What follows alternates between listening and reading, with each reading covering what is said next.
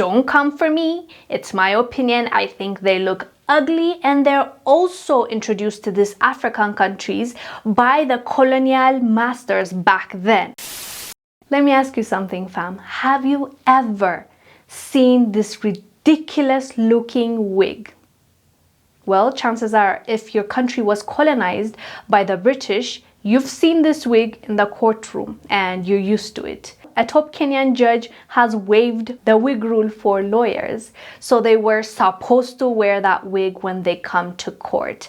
But because of supply issues, because they were not able to get them as much as they want to, they're really expensive and they are made in a specific way. If you buy a cheap one, it just goes bad fast. So a lot of lawyers or judges spend a lot of money on those wigs, and they import them from the UK, and it's just to me, at least, it sounds bizarre because they're really expensive and they look ugly, in my opinion. Don't come for me. It's my opinion. I think they look ugly, and they're also introduced to these African countries by the colonial masters back then.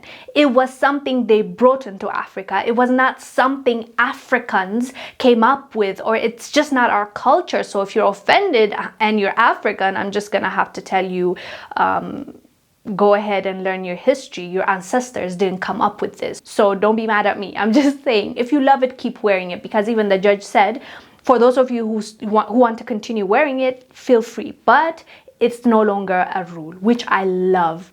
I love. But I also want to show you something. I did a report on ADNC 2 years ago on this story, specifically lawyers wearing wigs in Zimbabwe. That time around, the reason why I talked about it is because Zimbabwe was being accused of spending thousands of dollars on those wigs, as opposed to spending that money on something that will help the people. So that's why I decided to do a story on it. Let me just show you a snippet of it, and I'll put maybe the full video down below in the description for you to go ahead and watch it. Zimbabwe just spent over $155,000 on wigs for their judge. They ordered from Britain from this company that makes those horse hairs, and they purchased $155,000 worth wigs for their judge. And there was an uproar, and rightfully so. People were angry.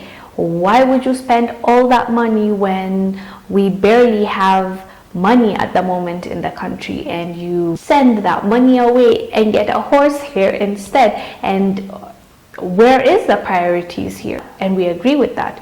Where is the priority, Zimbabwe? Like, how can you order this wigs for one? It's a lot of money for this country. It's a lot of money to waste on wigs, period. Lawyers and rights campaigners have expressed anger at the purchase, arguing that the tradition of wearing expensive wigs represents a mismanagement of financial resources and also fails to improve access to legal service for average Zimbabweans. How do you as a government say that you are a sovereign state and say you are against colonial power and what it has done to your country, and then go back again and buy the wigs from them, from the previous masters, and spend your money to get that wig, which that wig is not even used in the first place? It's like the British left their colonies and left their wigs behind. You should have just followed them and say, yo, hey, you forgot this wig. Why would you continue this tradition of wearing wigs? And what's worse, spend taxpayers' money, thousands of dollars on those wigs. So an official was asked, why are they still wearing the wigs in Zimbabwe? And his answer was, quote,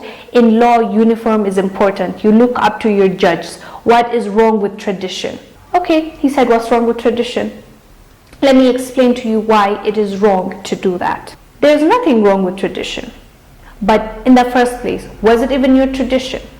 Secondly, that tradition you took is from the colonial powers that enslaved your people, killed your people, and left your country, and you are in the mess that you are in because of them. And now you want to follow the same traditions of those people and buy from the taxpayers' money those hideous looking wigs in the name of tradition, and ignoring the urgent things that your country needs, like public hospitals and education systems and roads, and you buy those wigs from the colonial power that is Britain and buy it from them themselves and put money in their pocket and take that horsehair.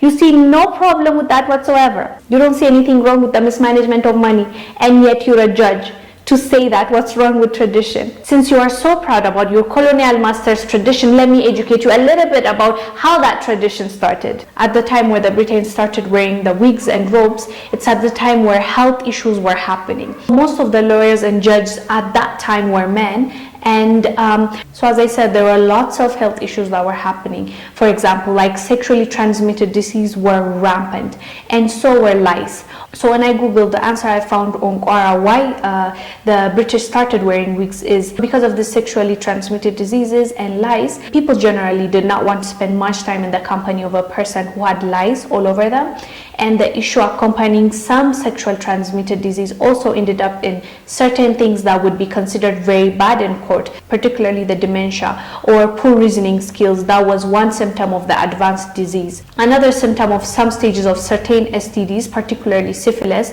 is hair loss. So because of that, many men were choosing to wear these wigs rather than someone to see them starting to go bald.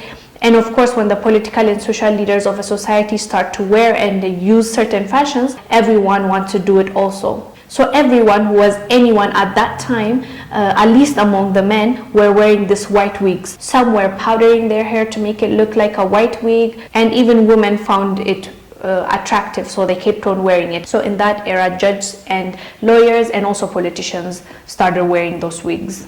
When I read that, I laughed, because these people started the trend of wearing wigs out of necessity. At that moment, they would have been discriminated against, or they would not get the respect that they want if somebody sees the signs of an STD or lice on them. So they were trying to cover it, as per the information I got from Quora. And these people unknowingly started a trend. Then politicians started wearing that, and women find it attractive, and the men were also powdering it. And I read somewhere also, the older raggedy the wig looked, the more people knew that you're a seasoned lawyer or a seasoned judge. You have a lot of experience because you've been wearing that horsehair for a long time. So that's how the colonial masters started their tradition of wearing wigs. So that was a video from 2 years ago, I think, and I'm so happy to report that now in Kenya, at least, they're not forced to wear that hideous looking wig. Anyways, let me know down below what your thoughts are about this wig. Do you think they should continue wearing it, or do you think they should just leave it behind? Tell me. I'm Wongel Zelalem fam. I'll see you on the next one. Stay blessed. Bye.